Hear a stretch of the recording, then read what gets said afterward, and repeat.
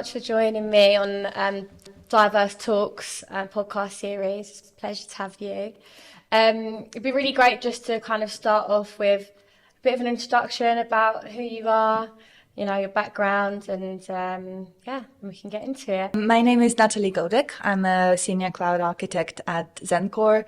Zencore is a Google Cloud partner, so we provide professional services for other companies that want to do some infrastructure, build a platform, build some data with Google Cloud technologies. I'm a systems engineer. In my background, I've always been in tech, although I kind of fluctuated for a couple of years between graphic design and systems, and discovered that I don't have consistent inspiration for graphic design, whereas systems and DevOps and cloud technologies in general, kind of happened to give me consistent inspiration and consistently do things that interest me and discover new areas that I haven't touched before. So I kind of pursued that path. I guess kind of when you first started off in the workforce, trying to kind of navigate your way through, maybe not necessarily looking like everyone else or coming from a slightly different background. How was that for you, and how did you kind of find your way through? Oh, that was actually really a really fun story that I love recalling and telling other people, because I did like a small internship between, like a summer internship, but let's not even count that, because that wasn't like a serious full-time job. And then I went into this private bank in Geneva and did a 6 months master thesis in industry placement. So like an internship, and I would work full-time, but also write my master's thesis based on the work that I did. And then I stayed for another year. And I was 23 or 22. I could speak French, but not so well. I was freshly out of uni, had never really worked before, and I arrived in this team of like the core infrastructure team of this private bank, where the majority of the team had been in this same company for longer than I had been alive. So they had, like, it's a cultural thing, I think, of that generation, but in Switzerland in general, people tend to want to maybe stay in the same company, especially if the company treats you well, right? Mm-hmm. And that company tended to treat people well, at least like up until the point where I worked there. And so, yeah, this is the whole floor of different teams. There was a networking team as well, a security team, and the core infrastructure team. The whole floor of men who each could be my father or my grandfather. And I arrive. To make it better, my job was to introduce a brand new technology to these people and to teach them to use that technology. Which, like, oh my God, I think honestly that it was crazy. But I had no choice but to do my job and kind of like, okay, you have been working for 32 years for this same team, and I'm going to teach you how to do your job from now on. Right? So that was fun, and there was a lot of learning, and I didn't succeed in teaching everyone or like persuading everyone to go with this new technology. So basically, for anyone who is into tech, they had their data center, and they, like, with manual operations or semi-manual operations, where they needed to manage each server individually or maybe groups of servers, but it was very manual, very old school. And I came in to do configuration management, which is automating everything. You write in not really code, but like a descriptive language, like, I want this fleet of machines to have this configuration. Boom, you apply it, and this whole group of servers is updated, which was very difficult and very different for these people. And I, like, being so fresh, I didn't really do a good job in working with them to bring them to this mentality of automation and configuration management.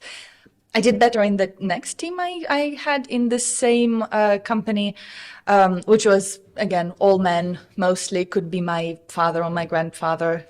But that was, I think, like the most unique situation to come into as a 23-year-old young lady who comes in, who barely speaks the language and is like, right, from today we're doing this. Who are you? Why are you even here? Yeah, in that office, the only other woman on the floor was the PA of the head of the department, and she was sweet. She was the mother of the department. And so when I moved to other teams in the same company, in one of the teams there was an engineer woman. But when she joined the team, there were no ladies' restrooms on the floor. Because there was no need to, right? But then she joined and they opened a ladies' restroom. That's good. And what was your kind of biggest challenge in that, and how did you sort of overcome, because I can imagine there are probably a lot that you faced. How did you kind of keep going?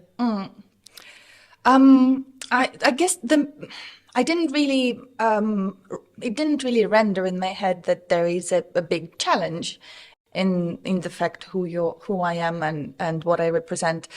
Probably because I had been in tech throughout my studies. Like in Ukraine, it's a little bit better. The ratio of students who are men and women in tech studies. In Switzerland, we were very much a minority.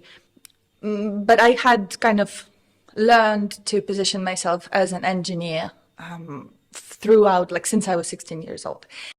So maybe bringing that attitude and bringing that knowledge and understanding of myself to the room. Obviously, it took a little bit of time. At the beginning, in that internship, I didn't dare to speak up if I thought that that I had something to contribute. But eventually, I just did, because I kind of felt comfortable enough with what I can bring to the table. And that's, I think, the attitude that I have adopted early on and brought throughout this experience and later on. I'm an engineer. I know what I'm doing. If I don't know, I will know tomorrow. I will know in a week, and we will work together to build something cool and interesting, or something that will make your life easier. And in a way, DevOps is helping with that because. Funnily enough, because I know now 2 other women DevOps systems platform engineers, and I met them this year both. But in a way, it helps because the whole point of being a DevOps, a platform engineer, cloud engineer, is to make someone's life better, which kind of maybe in a way suits my character, because I like helping people, and also like. As women, we tend to want the surrounding people to feel better. So in a way, the job itself renders quite nicely. And understanding that I come in as an engineer, I have my knowledge, I have my skills. Even if I don't know the exact tech, I have the approach to solve problems in an engineering way that will help you, whoever you are. And if you are even not open to listening to someone who looks like me, well, we will not even start that conversation. There will be no chance for you to doubt, because there is a problem to solve. We're gonna solve that problem. Yeah, I love that. So what advice would you offer to other women who would like to become kind of infrastructure or platform engineers? Well, if it's your thing, if you first of all find the thing that you're interested in, and this is an advice that I give to anyone, regardless of their background, gender preferences, or whatever. Find what you really like in whatever you're studying or looking at, and once you find that, it's gonna be easier to succeed. And especially for students, it's a little easier because they do look at various different aspects of software engineering or systems engineering or computer sciences. There will be a subject that you enjoy more. Pursue that. Find that little niche that you enjoy doing and pursue it. That way, you will be more inclined to become a better professional because that's something that interests you. And I think there's a lot of hype around certain areas, like AI is the whole hype right now, but you need to understand that AI is maths. Fundamentally, do you like algorithms and big mathematical formulas and statistics? A lot of ML and AI is statistics. Do you like that? So maybe don't necessarily follow the hype. And there are financial questions to this as well, right? There's financial reasoning. Data scientists, AI engineers are currently on the growth of their compensation and on how many jobs there are on the market compared to, like, let's say DevOps was on the high 3-4 years ago. And we all knew, like, we need to use the current bubble because it's not going to last forever. And it hasn't lasted forever. We've all seen what's happened in the industry in the past year and a half. But that's the reality of things. And the only way to kind of continue and consistently do what you do and succeed and be confident in who you are is to pursue something that you love. So that's the main advice I give to anyone. Find that thing and go after it. Chase the dopamine. And then you're gonna have that confidence and carry it with you wherever you go. And obviously, like, not everyone feels confident at 100% of the time. That's okay. But just remember that if you are in the room, you deserve being there. There is a reason for you to be in that room. And so show what you've got. That's something that is really important to remember. So I know that you're really big with building your own personal brand. I know there's a lot that you kind of do in the space, and something that's obviously of huge importance to you. Why do you think it's important in the industry, and how do you kind of go around building your personal brand?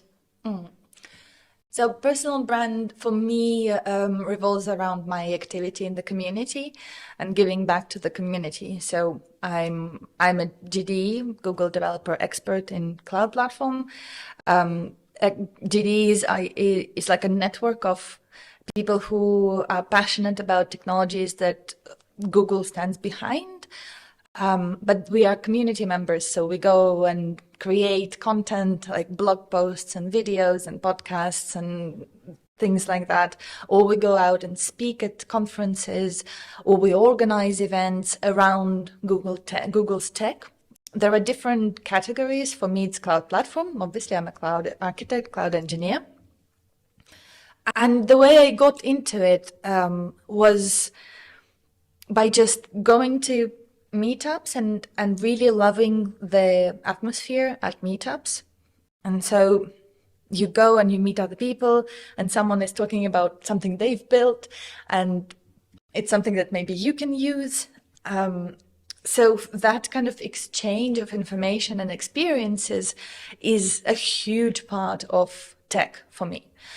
And I remember working for a big investment bank and not being able to participate really in those technology exchanges because we used tech that wasn't necessarily the industry standard.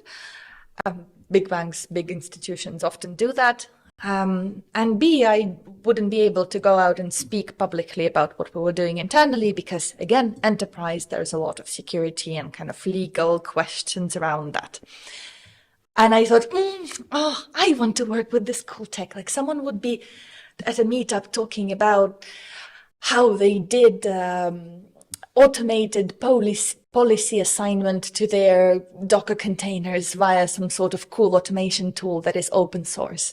And I would listen to that and think, oh my God, I want to be able to use that and talk about it as well.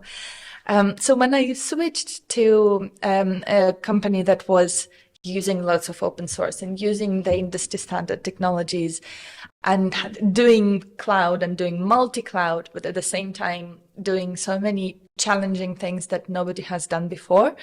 Like the first thing, I think in the first couple of weeks, I told my manager, like, I would really like to try public speaking. And he was very supportive of it. And he sent me to a big conference in Berlin. So my first public speaking in tech was on a big conference, at a big conference in Berlin.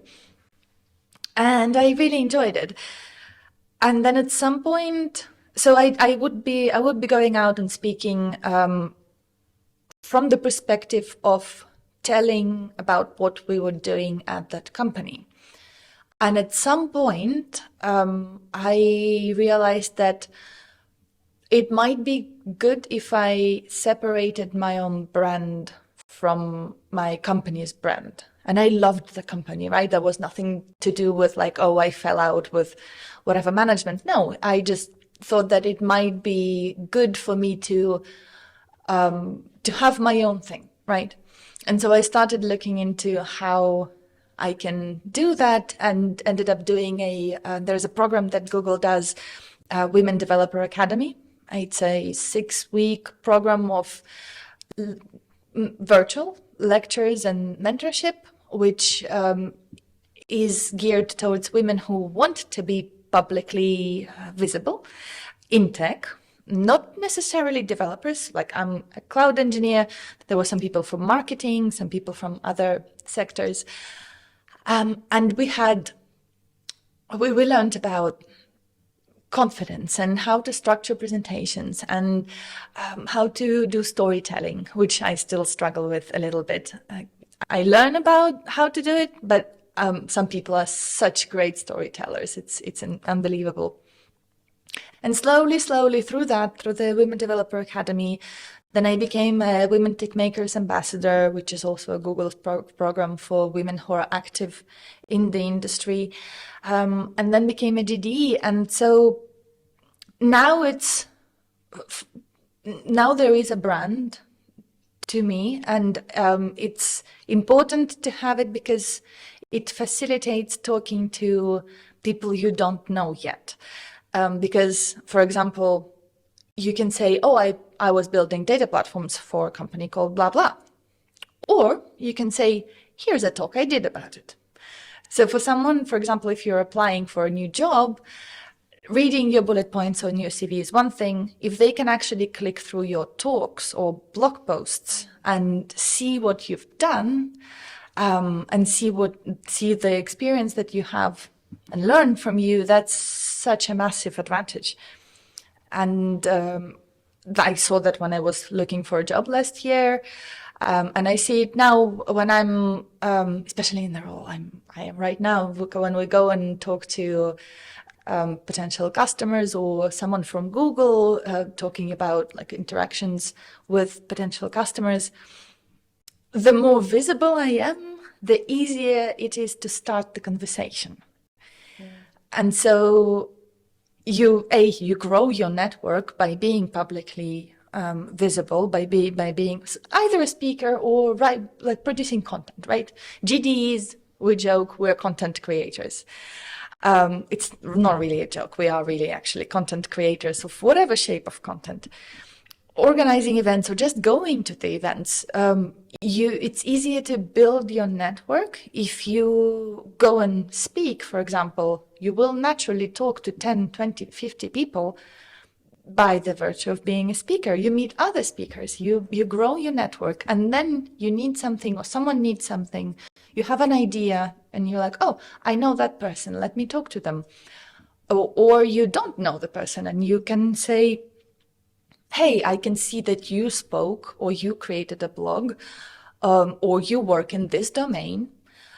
I do the same and I did this and this and that. Can we collaborate. You can do that as well. So there are loads of advantages of having that kind of visibility and your own brand. But for me, it all still comes down to just being part of the community and giving back to the community, because it's just so awesome. It's the way I want to learn, and it's the way I want to give back as well. Yeah. And when you first started like public speaking, how did you, because I speak to a lot of women who are really like, they really want to get into public speaking and talk at events, but they already suffer with some imposter syndrome and sometimes can be in a room on their own, the only women, quite like similar to when you first started in your role. So it can be quite a daunting thing. So when you first started, like how was that for you, and how did you kind of, I guess, get through that and get to where you are now? When I first started, I was riding the wave of the cool tech that we were doing at that company I was working for. So I'm not gonna talk about that because that's just the way it was.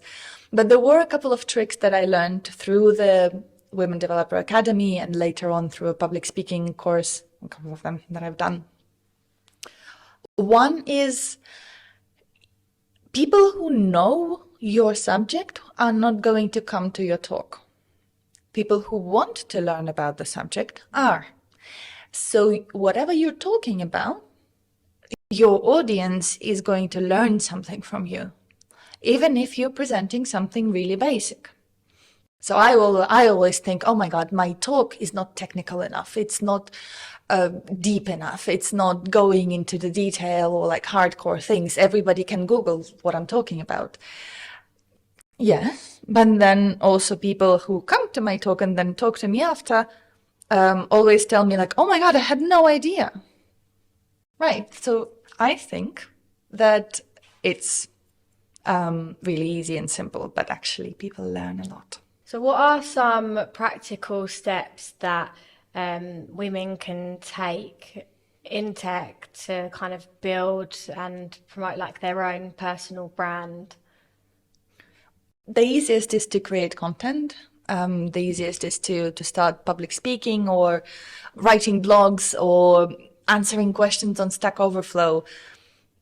Just participating in the community, and even just going to meetups, to be honest, because you kind of go and meet other people, and maybe you chat to speakers or chat to other attendees.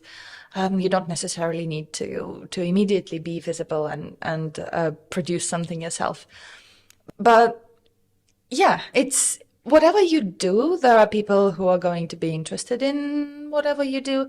And like think about when you have a challenge in your work, what do? You Google it, and there will be someone who has solved that challenge and wrote about it on the internet. Do the same. You have a challenge, or like you learned something new. That's literally an advice from a big, massive content creator, Eddie, who is really, really active in the open source community. And he once said, whatever you do, whatever you learned, whatever made you smile, whatever made you shocked, write it down. That is a content idea. Create content about it. You obviously have to be very consistent to follow that to the dot, but you can still do some stuff. Like once I think my first blog that I wrote was about securing cloud functions in Google Cloud, because we did some work on enabling cloud functions in the environment, and it was challenging, and there were like the docs are rarely good enough, and so you find different quirks and triggers and problems and issues, and you solve them.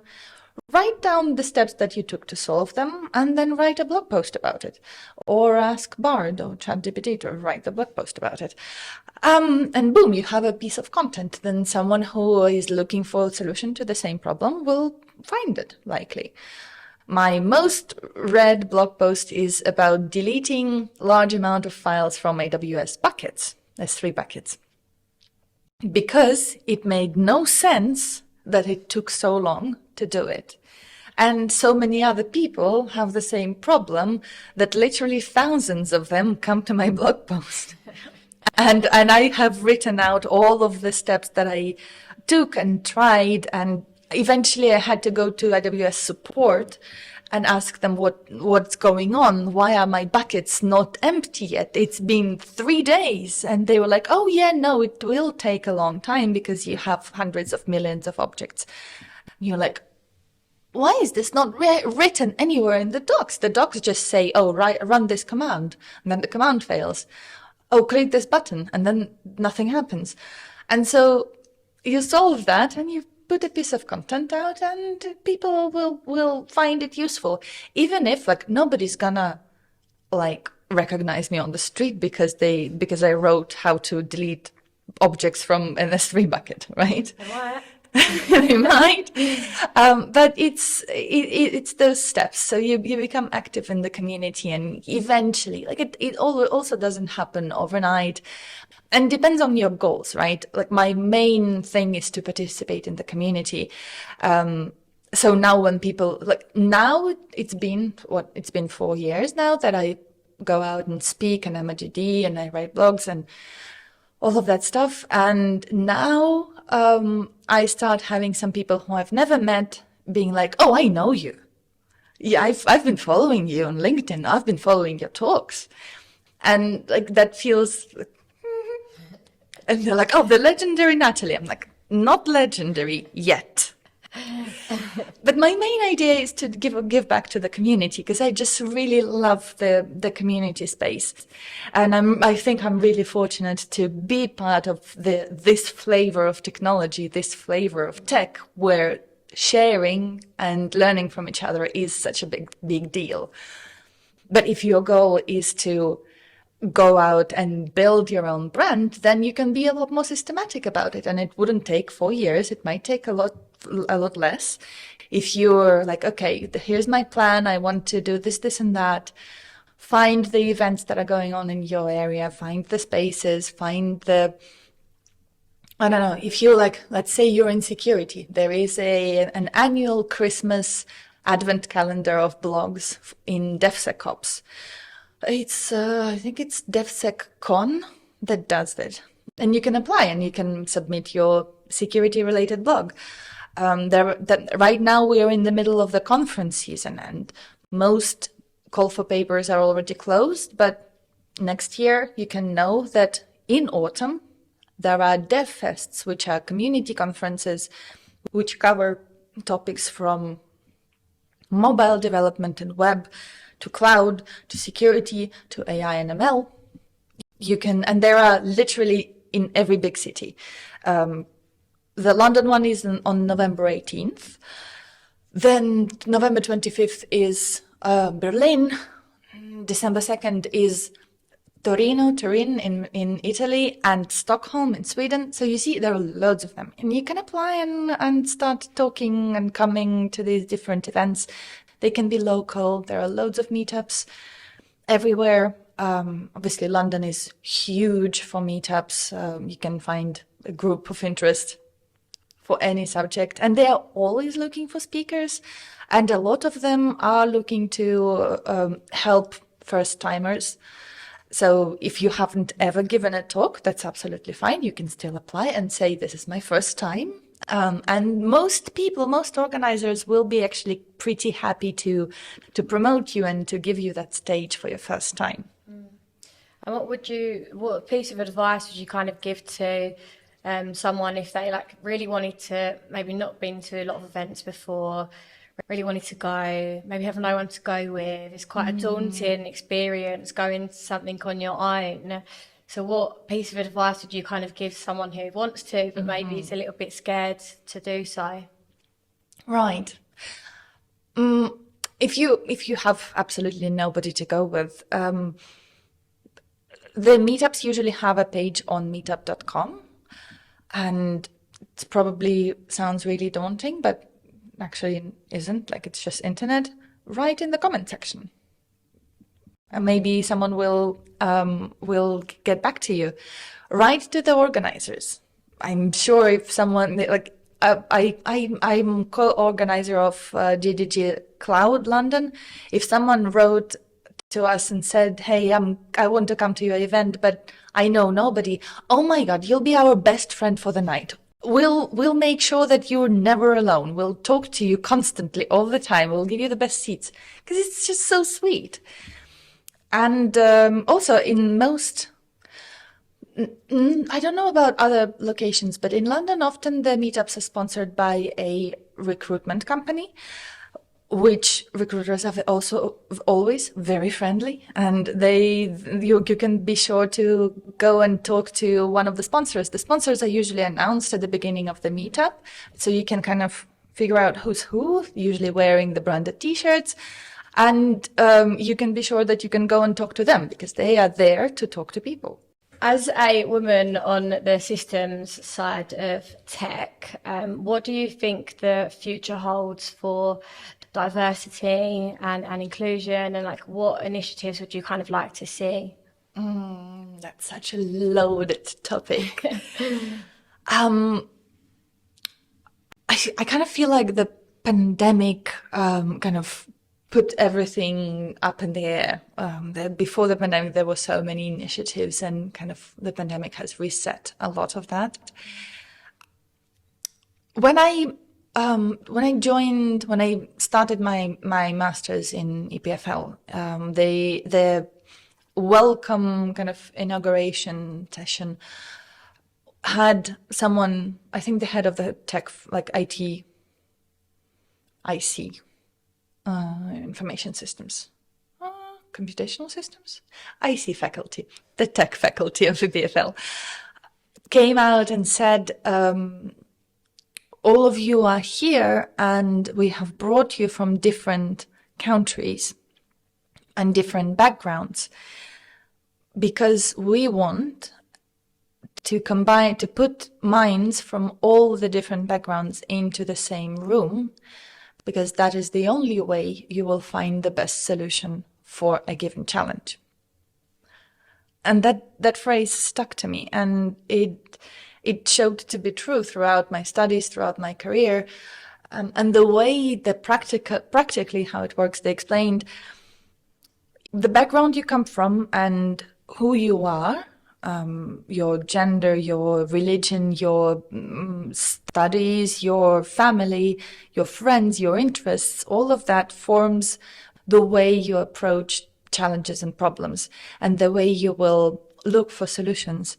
So if you put in the same room people from very diverse backgrounds, countries, cultures, academic backgrounds, gender, sexuality, hobbies, all of that, and give them a challenge, each of them will come up with an idea that the others would never think of. And that is the golden ticket to solving engineering challenges.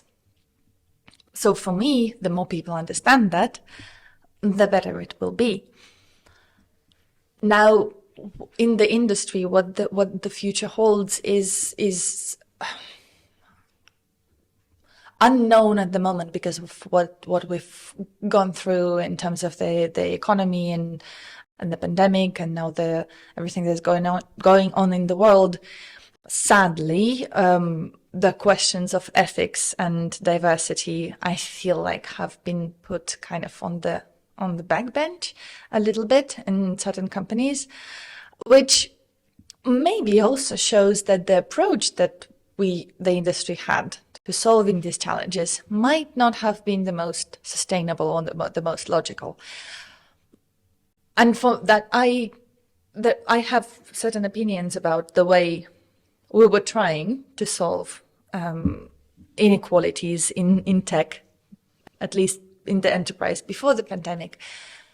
And what I mean by that is, I personally don't think that pushing for more diversity in hiring is solving the bias, because you're creating a new bias. You're highlighting that there is inequality, you're highlighting that there is a problem, and you're trying to solve it through highlighting that there is a problem. I think we all collectively need to have more awareness of the benefits of having a diverse group of people working on the problems and challenges, and collectively have a better attitude. And we also, like, practically, all of that sounds very meta, and I realize that. But practically, there are things that don't work currently, like the way you write your job adverts has been proven to be geared towards men in tech. And I would never think that that can be a case, but actually it is a case. And whilst myself, I go out and I'm like, whatever, you need this and this and that, but I'm cool. I'm Natalie. I'll apply. Yeah, that kind of thing.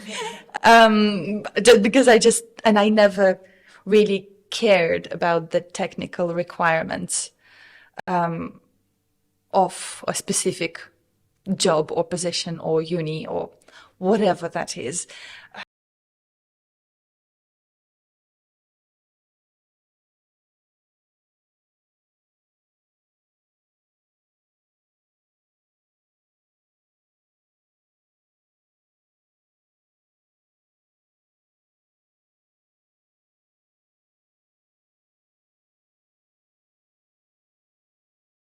And more accessible to other people, to everyone, to be honest.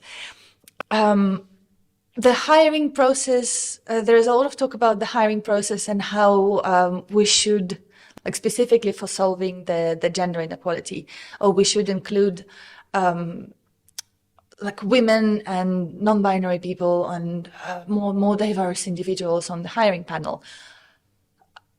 Cool if they work in your team and if they work in the area you're hiring for.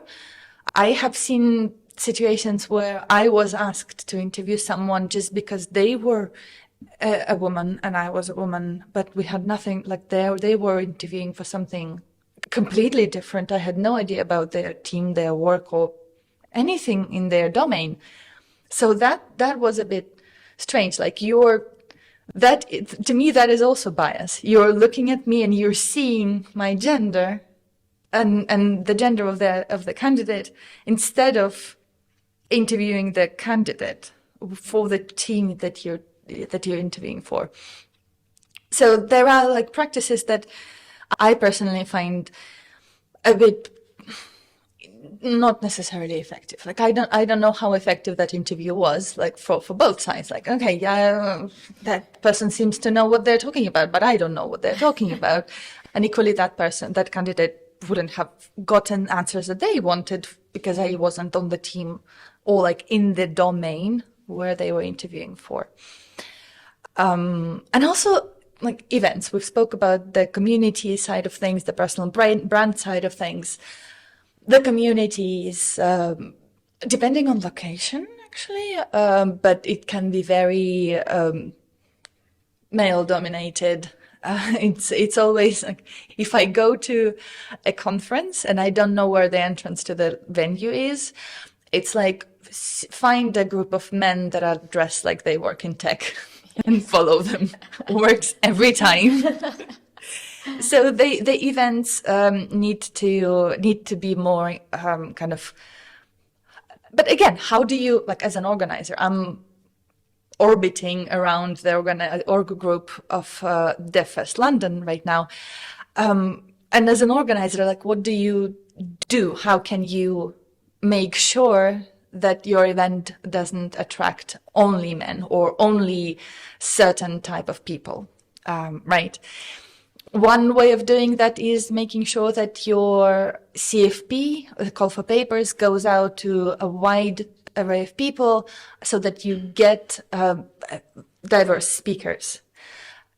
I think if someone sees that, that there is a good distribution of speakers in terms of their backgrounds, it might encourage more people to attend the event as well. And I think they are finalizing the list of speakers for DevFest London, and it looks pretty cool. It looks quite diverse, and that's a really good thing, and kind of, I want to say an achievement, but maybe not an achievement, but something to celebrate.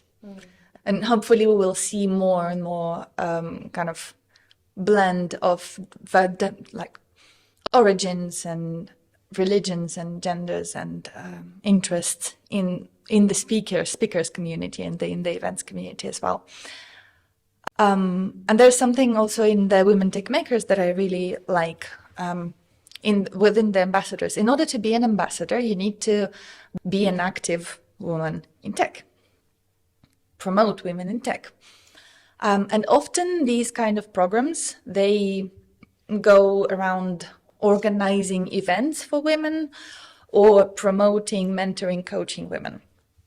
But women tech makers also have a specific focus on just being a woman in tech and being active. And I like that side of things.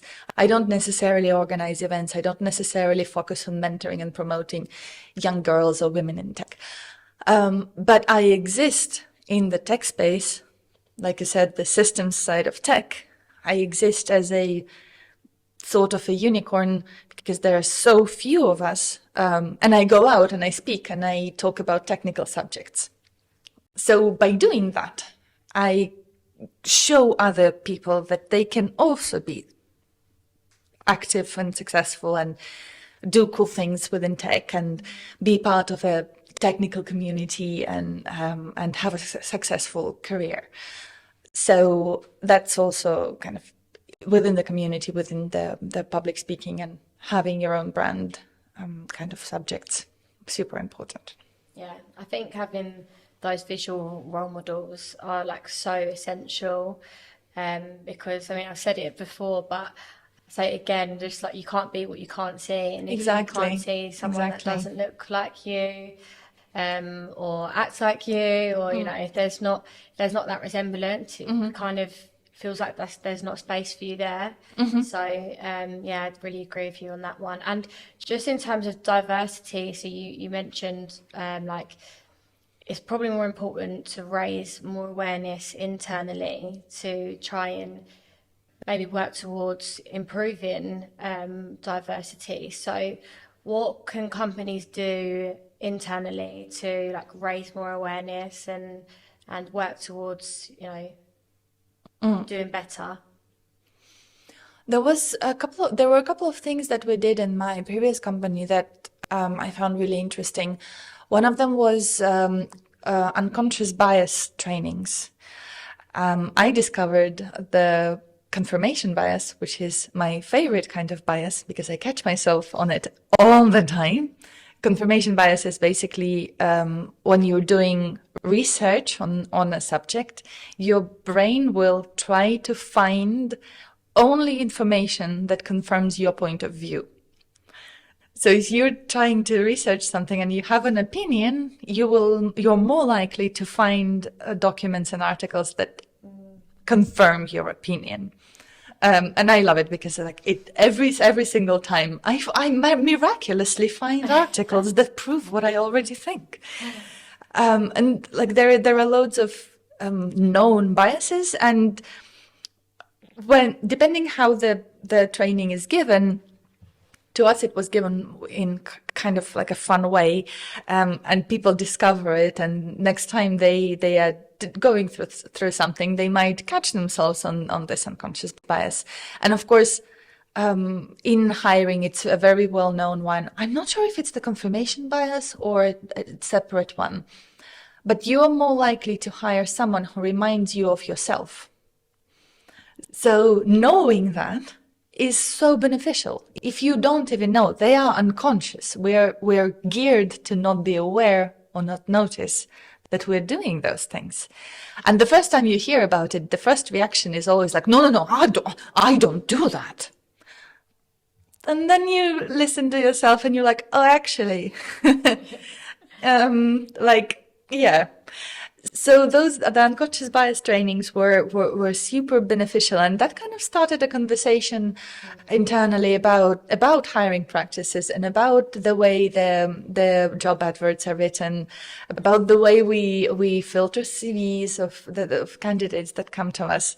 That was super interesting. And we also had a Women in Tech Health with group. So we were with, like, the slogan was "We are with you, women in tech health." And we organized events and kind of get-togethers and lectures and brought like founders, we like women founders of different companies and startups. And obviously, like, everyone was welcome to those events. And the more advertising you do internally for those events, the more people will come, and they might learn something, and they might see like, oh, this is a tech startup that is doing this amazing thing, and the founder is a woman, so that exists. And like that, those things help a lot, I think. Yeah, definitely. Well, thank you so much for coming on the podcast and getting involved. It's been amazing to talk to you and to hear your story and all of the advice that you give. I think it will definitely help a lot of people. Yeah, it's inspiring to see, you know, what you're doing in the space. And obviously, as you mentioned, like, we've known each other for a few years now, and I've always kept tabs seeing what you do. And yeah, it's amazing to see like where you are and, you know, how much further you've got to go. So I really appreciate you coming on today, and yeah, thanks for getting involved. Thank you so much for having me, and I'm looking forward to hearing who else you have on the episodes and listening to. Keep your eyes peeled. Of course. Thank you.